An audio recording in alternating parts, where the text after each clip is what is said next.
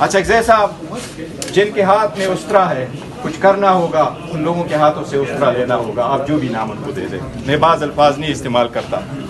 جن کے ہاتھ میں اسطرا ہے اسطرے لینے کوئی طریقہ کار نکالنا ہوگا. اب وقت ہے, ہم ایک دوسرے کو زیر کریں گے تو سسٹم نہیں چل پائے گا.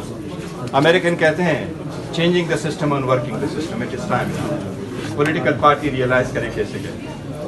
میں نے تو آپ کو عرض کیا, ہم نے تو مذاکرات کا میں نے خان صاحب سے ریکویسٹ کی. سب سے پہلے باہر میں نے اعلان کیا تھا کہ خان صاحب کہتے ہیں کہ میں نے کمیٹی بنائی ہے, شبلی صاحب ہوں گے, عمر ایوب صاحب ہوں گے, علی امین صاحب ہوں گے, بات چیت ہونی چاہیے.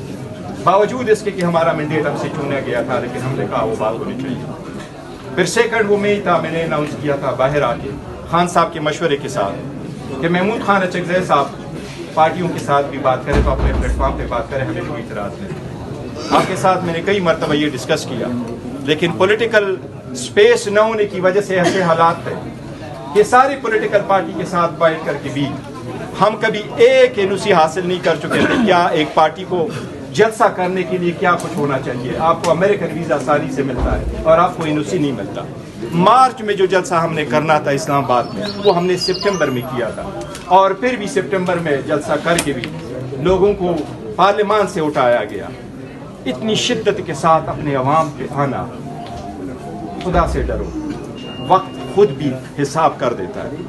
یہ وقت تو گزر جائے گا, لیکن جو لوگ ظلم کرتے وہ بھی یاد رکھے جائیں گے, اور جو لوگ مظلوم بن کر کے لیگیسی چھوڑ رہے ہیں ان کو بھی عوام یاد رکھے گی. انشاءاللہ تاریخ لکھی جائے گی. یہ یاد رکھو, جب تاریخ لکھی جائے گی تو میں مانتا ہوں شہباز شریف کا نام بھی ہوگا اس تاریخ میں, لیکن آپ لوگوں کا نام تاریخ کے فٹ نوٹ میں لکھا گیا ہوگا, لکھا جائے گا, اور عمران خان کا تاریخ کی سرخیوں میں انشاءاللہ نام ہوگا.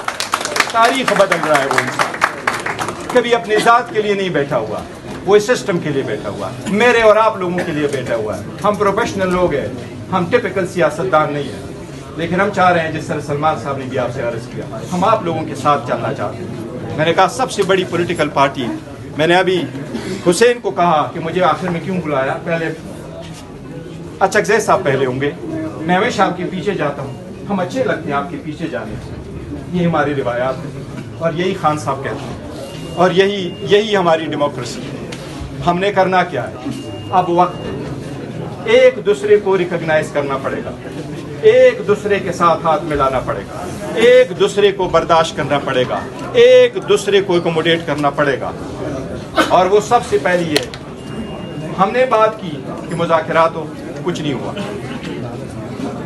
ہم نے چیف جسٹس سے بھی ملاقات کی, ساری نوٹس سے لے کے آئے, اس کے نوٹس میں بھی لے کے آئے. خان صاحب نے لیٹر بھی لکھے, جس کو بھی لیٹر لکھے, جس انداز میں بھی لکھے, وہ اوپن لیٹر لکھے. وہ ایک سب سے بڑی پولیٹیکل پارٹی کے سربراہ کی حیثیت سے, ملک کے سابق وزیر اعظم کی حیثیت سے, کچھ اپنے لیے مانگے بغیر عوام کی یہ ایک تاثر عوام کے سامنے وہ لے کے آنا چاہ رہے ہیں کہ ہم فوج کی قربانیوں کے معترف ہیں, فوج قربانیاں دے رہی ہے, لیکن فوج اور عوام میں خلیج نہیں ہونا چاہیے. کیا کوئی بندہ اس سے اختلاف کرے گا؟ ہم یہ چاہتے ہیں خلیج نہ ہو, پالیسیاں بدلنی ہوگی. ہم بھی اس ملک کے شہری ہیں, 70% عوام کو اگر آپ اپنے سے آئسولیٹ کریں گے, کبھی حسینہ واجد بھی جو طلباء کو مخاطب کرتی تھی تو طلباء کو کہتی تھی یہ دہشت گرد ہے, یہ سسٹم کو بگاڑنا چاہ رہے تھے. ہم یہ نہیں چاہتے کہ ایک ختم اور دوسرے جس طرح بنگلہ دیش میں ہوتا ہے, ہم چاہتے ہیں نہیں, پولیٹیکل چینج کی وجہ سے وہ سسٹم بدلے. اور ہم آپ سب لوگوں کے ساتھ اتفاق کر کے یہ جاننا چاہتے ہیں, محمود خان اچکزئی صاحب, ہم سب لوگ آپ کے ساتھ ہیں, اور ہم یہی چاہتے ہیں, سب سے پہلے یہ چاہتے ہیں کہ جس طریقے سے آپ آگے بڑھانا چاہتے ہیں ہم آپ کا ساتھ دینا چاہتے ہیں. الیکشن کمیشن کے چیئرمین کی ریٹائرمنٹ ہوئی ہے, چیف الیکشن کمشنر, 2 ممبران کی ہوئی ہے. ہم کیا کر سکتے ہیں, کس عدالت میں جائیں, کہاں سے ریلیف مانگے؟ ہم نے اسپیکر کو لیٹر لکھا, عمر ایوب صاحب نے لیٹر لکھا, شبلی فراز صاحب نے لیٹر لکھا. ہم کوئی اپنے لیے توڑے مانگ رہے ہیں, ہم تو یہی کہہ رہے ہیں کہ اپوزیشن اور گورنمنٹ نے بیٹھنا ہے, یہ آئینی ذمہ داری ہے, اس کو احسن طریقے سے نبھاؤ. ہمارے ریزرو سیٹیں آئیں, سپریم کورٹ کے 13 ممبر بینچ نے ہمارے حق میں فیصلہ کیا, پر آج تک وہ امپلیمنٹ نہیں ہو سکا, آج بھی وہ امپلیمنٹ نہیں ہے. ہمارے 80 MNA کی نوٹیفیکیشن ہونے تھے, آج بھی وہ امپلیمنٹ نہیں ہے. اگر ایسے ملک میں قانون ہوگا تو لاقانونیت ہوگی. اس میں آپ کیا کہہ سکتے ہیں کہ اس میں ملک آگے چل سکتا ہے؟